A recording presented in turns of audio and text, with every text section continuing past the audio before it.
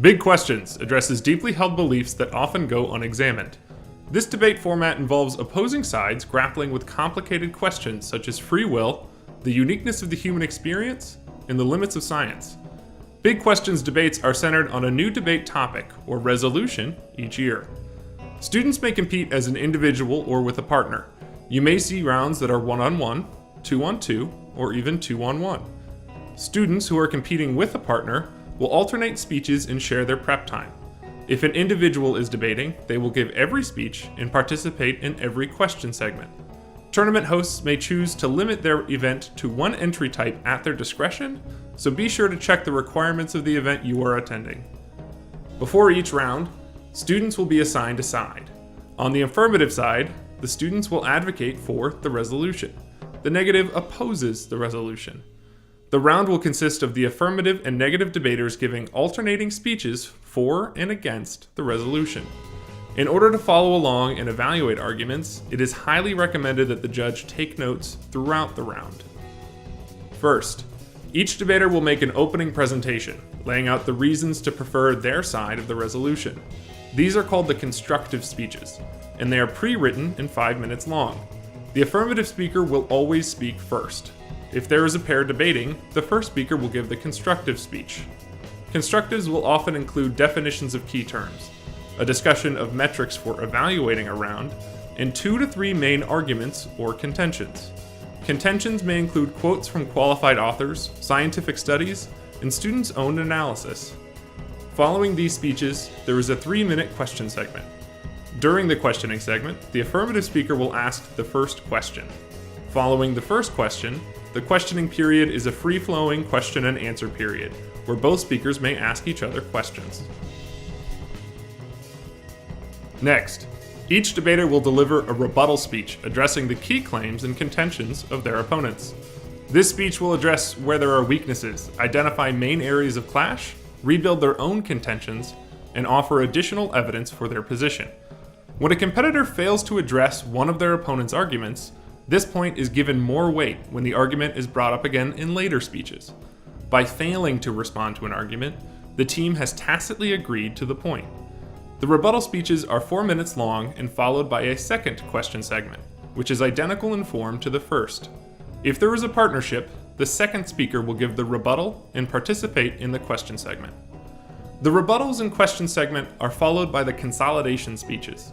These speeches are 3 minutes long and serve to reduce the debate to its core elements.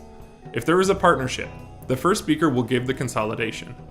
Debaters will focus on identifying the areas they are winning and strengthening the analysis in those areas. Additional evidence or analysis on existing points will be given, but new arguments are discouraged. Finally, debaters will give a rationale speech, a 2-minute summation of the central arguments that support their side and the reasons they have proven them in this debate. If there is a partnership, the second speaker will give the rationale. No new arguments are offered in the rationale speech.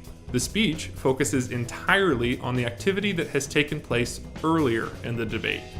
If any new arguments are offered in the final rebuttal, they should be disregarded by the judge. Both sides will receive a 5-minute period of preparation time to be used at any time to prepare their speeches. Students will generally use a portion of their prep time before each rebuttal speech. Partners will share their prep time. At the end of the debate, you will choose the debater most successful in defending his or her side of the resolution. Debate is an exchange of ideas between two debaters. As a judge, you are not determining who is the better speaker, but rather who is the better debater in that round. A successful debater will focus on advancing their ideas while invalidating their opponent's ideas.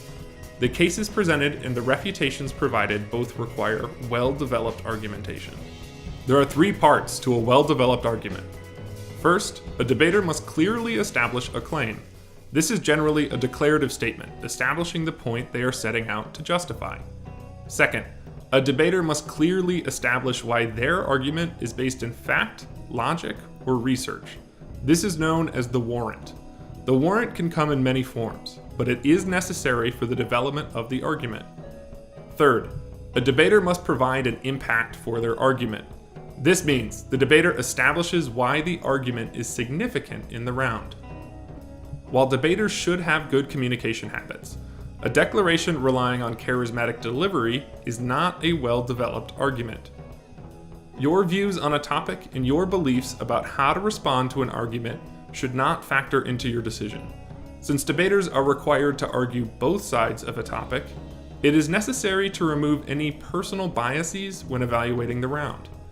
Because big questions topics tend to question our deeply held beliefs, there are certain safeguards in place to help you check your bias before the round. You will be given a topic primer before the start of round 1. Be sure to identify your natural inclination on the topic at the top and read through the primer's introduction to the topical arguments. Before each round begins, you will be given a ballot. Fill out the information in the top half of the ballot, including the logistical information about the tournament you are attending, as well as the codes of the debaters competing in that round. Debaters will provide that information for you, and sometimes it will already be filled in by the tournament hosts. Either way, this should be filled in prior to the start of the debate round.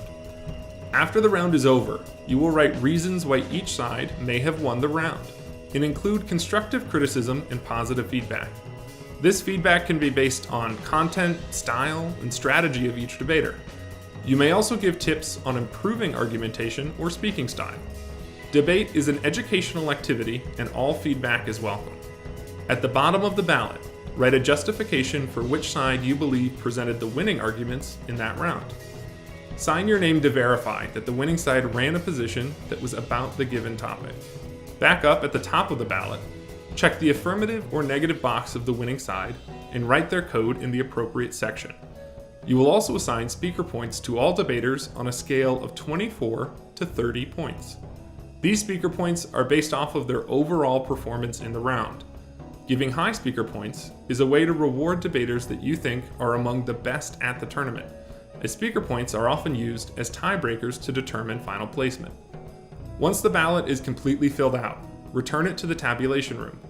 You will need to verbally confirm that the debater you chose to win that round ran a position solely about the given resolution with the person who is checking in your ballot. Thank you for judging, and enjoy the experience. Big Questions debates are made possible through the support of the John Templeton Foundation.